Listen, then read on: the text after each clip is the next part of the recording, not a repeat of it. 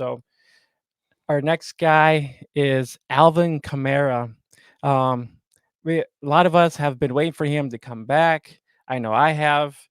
I was just itching for him. I was like, yes, we actually get to have Kamara in our lineups just to scare people. But like, haha, I have Kamara. What about you? I drafted him wherever I could in most leagues, and people are probably like, oh my god, we're playing against Kamara. So he had 34 points. He was on 75% of snaps. Hit 11 attempts for 51 yards, 14 targets, 13 receptions for 33 yards. This stat line looks freaking crazy. I just don't understand this stat line. I mean, 34 points, no touchdowns, but 14 targets, 13 receptions. So that's almost like 2 yards per reception, which is insane. If you saw that lame duck, that limp ass arm of Derek Carr's, you'd understand why. 13 grabs for 33 yards. This ridiculous. You know what? I mean, fantasy owners, yeah, it's like hell yeah. Take the points, but like going forward for the Saints offense, it's cringe. It's cringe. But if Kamara can get his, jump back on the bandwagon. This might be this might be 2019, 2020 Alvin all over again.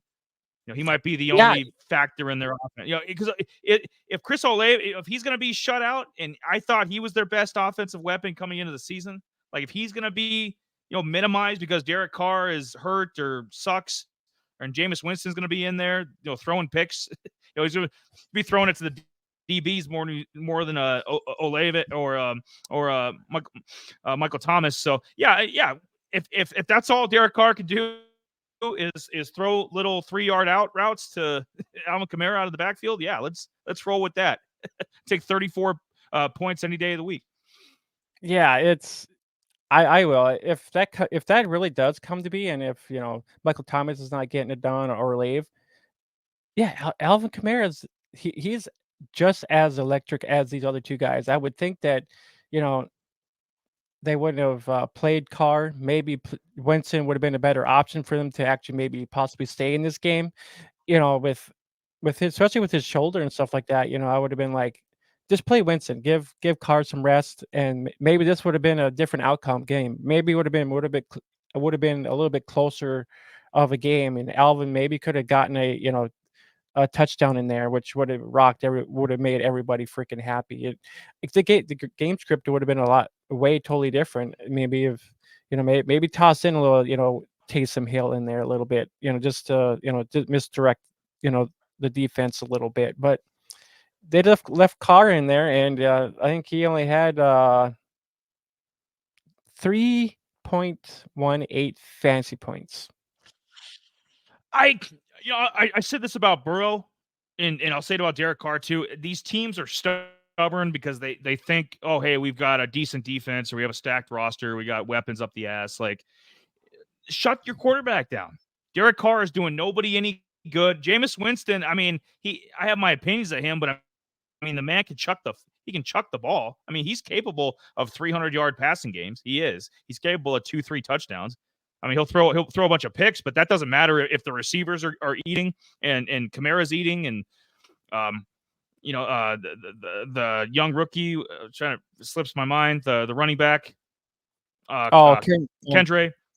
yeah, Miller, Yeah, yep. if he's feeding, like, then everybody's happy. So, but I think same situation as Cincy.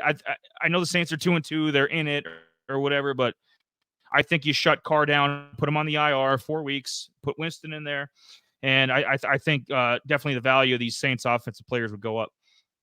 Yeah, I would think so. I mean, I think this would have been a way totally different looking game from what I saw. I'm just like, this guy injured his shoulder. He's not gonna be able to throw the freaking ball down the Oh, field where Olave no, and Michael Thomas are available. Where these guys are best at, and it showed. not when you got Shaq Barrett and Devin White teeing off on you. I mean, the Bucks. I mean, I mean, that was ugly, man. That was awful. Yeah, I don't know how I don't. I'm not sure how many sacks the D had, but yeah, it was not good at all. Um, but yeah, we got one more guy to talk about here. Um, before we get there, Bubba says Vincent was smart and made Olave his number one, or Winston was smart and made Olave his number one. Carr needs to start doing that too and feed Kamara for yards. Yeah, Kamara is he's electric. I mean, once they get the open or the pass game opened up, then you're able to freaking get Kamara going. I mean, Kamara he's a ball he's like the eater of worlds, man. I mean, once this guy gets the ball, man, I mean, he does what he does. I mean, this guy could go off for 6 touchdowns. I mean, this guy is electric. If once their offense is going, I mean, shit, this guy is the ball. He's just boom. And, and he's got fresh legs too. I mean, that's a big factor. I know it's not week 13 and every running back is shot. I get it. It's only going into week 5, but he's got fresh legs. He didn't do it. He's been suspended for a while. So, Alvin Kamara. I think he is a must start. If you want to break, and we'll talk about a little DraftKings coming up, a little DFS, but yeah, Kamara automatic start this week. I think he's gonna have a damn good weekend. Yep. And going forward too. Going forward rest of the year. Absolutely. Yep. So two more guys to talk about here quick, and then we'll jump into waivers. So I was only going to do 4, but I think I just had to talk about this guy because